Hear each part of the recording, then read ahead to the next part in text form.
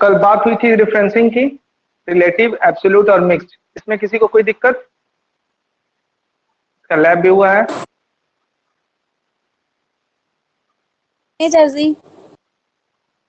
चलिए तो आज फॉर्मूला एक बार देख लेते हैं। लैब तो इसका भी हो गया है, फिर भी एक बार बोर्ड पे देख लीजिए। फॉर्मूला बताया गया आपको कि 3 तरह के होते हैं। पहला होता है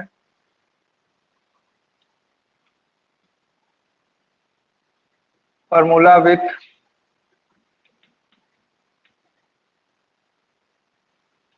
सेल नेम, दूसरा होता है फॉर्मूला विथ सेल एड्रेस, और तीसरा होता है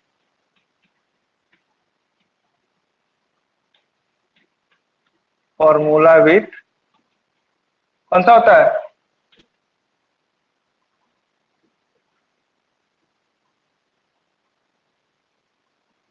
इनबिल्ट फंक्शन। याद आ रहा है कुछ? कल लैब बताया था मैंने।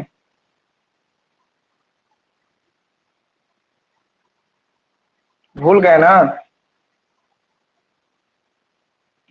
एग्जाम में भी भूलना।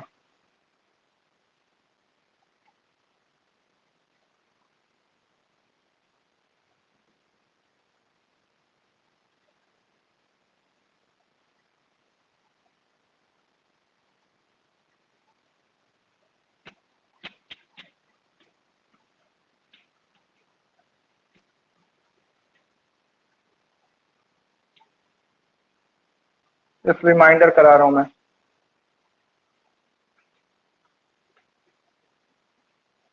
तो पहला देखते हैं फॉर्मूला विथ सेल नेम। मान लीजिए डेटा है 5, 6, दोनों को ऐड करना है। अभी आप भूल जाइए कि आपको सेल एड्रेस आता है। आप समझिए आपको सेल एड्रेस की जानकारी नहीं है। तो जब सेल एड्रेस की जानकारी नहीं है, फॉर्मूला डालना है, तो नॉर्मली हम फॉर्मूला डालते हैं यहाँ पे इस बॉक्स में इक्वल टू साइन के साथ। यहाँ लिख रहा हूं मैं, तो A1 plus B1, sorry formula हमको याद नहीं है, तो कर्सर से हम क्लिक करते हैं 5 पे। 5 को ऐड करना है इसलिए 5 पे क्लिक करते हैं। फॉर्मूला सेल एड्रेस आ जाता है अपने आप A1, फिर प्लस देते हैं कीबोर्ड से, फिर 6 पे क्लिक करते हैं, आ जाता है B1, इंटर करते हैं, यहाँ पे रिजल्ट आ जाता है 11। सेल एड्रेस हमने नहीं डाला है, सेल एड्रेस अपने आप सीट में आया है, सिस्टम के थ्रू अपने आप आया है। हमको ये नहीं पता A1 क्या होता है, B1 क्या होता है। हमको 5 और 6 को ऐड करना था।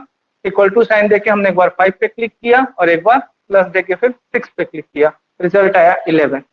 तो जब हम इस सेल नेम, इस सेल का नेम है 5, सेल एड्रेस की बात नहीं कर रहा हूं मैं, सेल नेम की बात कर रहा हूं। तो फिलहाल इस सेल का नेम है 5, इसका नाम है 6। तो हमने 5 पे क्लिक किया और 6 पे क्लिक किया, यानी किसकी सहायता से किया? सेल नेम की सहायता से। एड्रेस की जानकारी हमको नहीं है। तो जब भी फॉर्मूला हम सेल नेम पे क्लिक करके या सेल नेम की सहायता से इंसर्ट करते हैं, तो इस तरह के फॉर्मूला को हम कहते हैं फॉर्मूला विथ सेल नेम। ठीक है जी।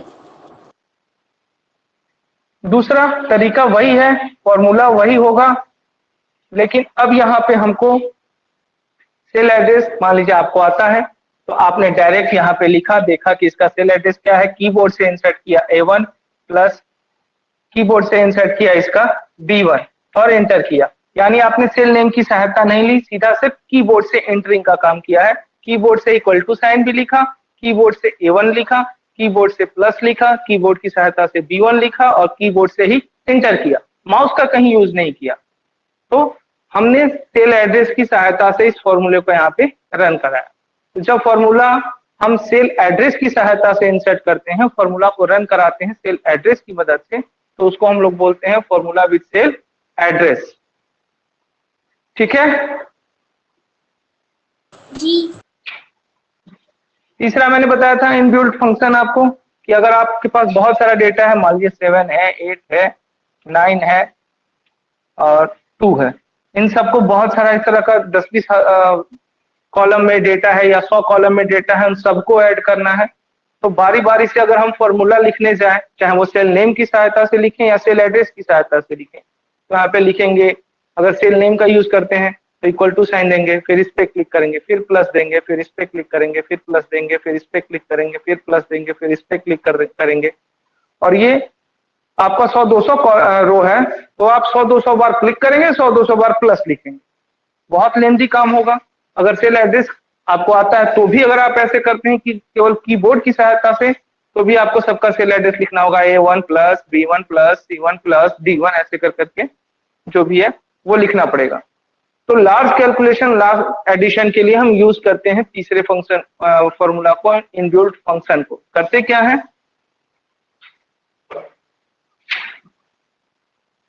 इक्वल टू साइन देते हैं और देखते हैं एडिशन है तो लिखेंगे सम। अब देखेंगे कि पहला सेल एड्रेस क्या है। पहला सेल एड्रेस क्या है इसका, 6 का, 6 का सेल एड्रेस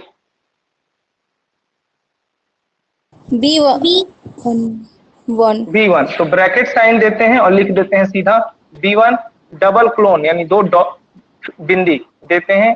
और लास्ट सेल एड्रेस देखते हैं डेटा का, चाहे वो 200 हो के अमाउंट में हो, 600 की संख्या में हो, 800 तक हो, नीचे जितना भी हो, उसका सबसे लास्ट वाला देखेंगे। यहाँ पे हमारा सबसे लास्ट वाला है B5 है, तो यहाँ लिख देंगे हम B5, ब्रैकेट बंद करके एंटर प्रेस करेंगे। जैसे ही ब्रैकेट बंद करके इंटर प्रेस करेंगे, यहाँ पे हमारा रिजल्ट, इन सबको ऐड करके रिजल्ट यहाँ पे आ जाएगा। ठीक है, तो ये है इनबिल्ट फंक्शन।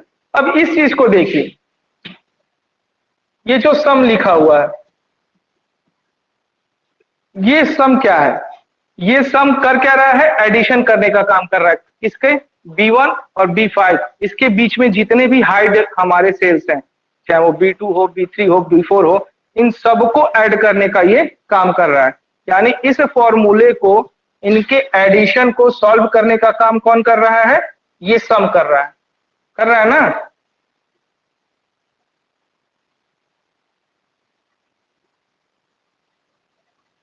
यहां से यहां तक के डेटा को ऐड करने का काम कौन कर रहा है, ये सम ही कर रहा है ना। जी। तो इस सम को, जो फॉर्मूले को सॉल्व कराने का काम करते हैं, ऐसे डिजिट, ऐसे डेटा जो फॉर्मूले को सॉल्व कराने का काम करते हैं, उनको हम कहते हैं सॉल्वर। क्या कहते हैं, सॉल्वर, SOLVER। ये आपकी बुक में टॉपिक भी है, ये बता दिया मैं। इसको कहते हैं सॉल्वर। तो सॉल्वर पता चला क्या होते हैं जी। आगे बढ़े जी। चल।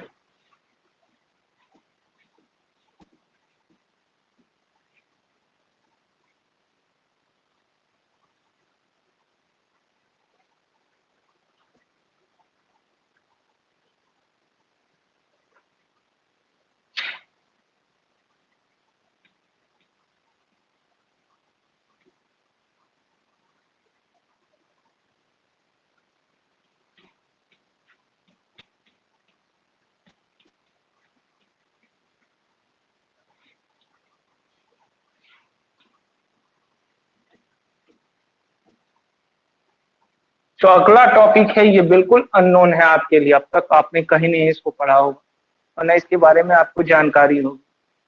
ये है कंसोलिडेटिंग डेटा, डेटा को कंसोल करना। कंसोल करने का मतलब होता है एक जगह पे एकत्रित करना।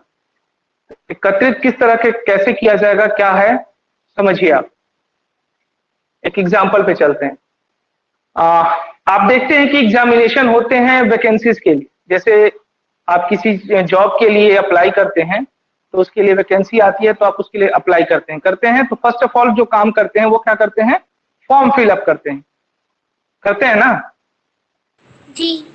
जी। या आप अपने एग्जाम को ही ले लीजिए। 9th में आप थे तो सबसे पहले आपने रजिस्ट्रेशन का काम किया। रजिस्ट्रेशन में आपने अपना डिटेल दिया, आपका नाम क्या है, फादर्स नेम क्या है, डेट ऑफ बर्थ क्या है, मोबाइल नंबर क्या है, ये etc, ये जो आपका इंफॉर्मेशन है, पर्सनल इंफॉर्मेशन, ये आपसे लिया जाता है और आपको रजिस्टर्ड किया जाता है। पहला काम यही होता है। तो फर्स्ट ऑफ ऑल मान लीजिए कि किसी बच्चे का हमने फर्स्ट इंफॉर्मेशन ले लिया, 9th का रजिस्ट्रेशन करा रहे हैं, 10 20 50 बच्चों का हमको इंफॉर्मेशन लेना है, तो हमने एक सीट बना लिया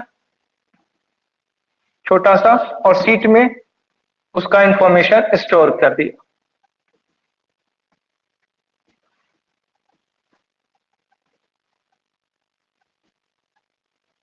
नेम, क्लास, DOB, रोल, 1 2 3 तीन ही बच्चों का लेके चलते हैं।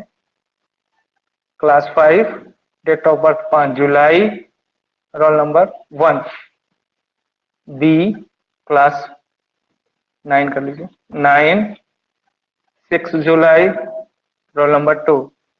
सी क्लास 9 जुलाई, date of birth, roll number 3।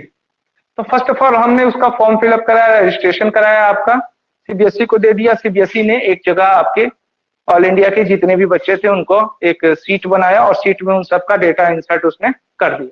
ठीक है जी।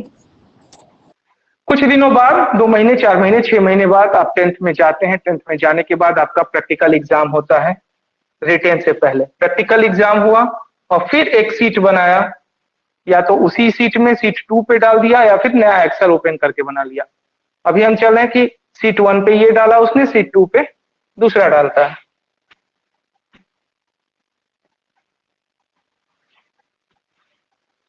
तो फिर से 1 2 3, नेम, साइंस का नंबर और मान लीजिए कंप्यूटर का नंबर ABC। साइंस में उसने पाया 50 60 70, कंप्यूटर में ज्यादा पाते हैं 90 95 98। ये उसके प्रैक्टिकल के मार्क्स हो गए। सीट 2 पे उसने इसको स्टोर किया। फिर आपके रिटर्न एग्जाम होते हैं।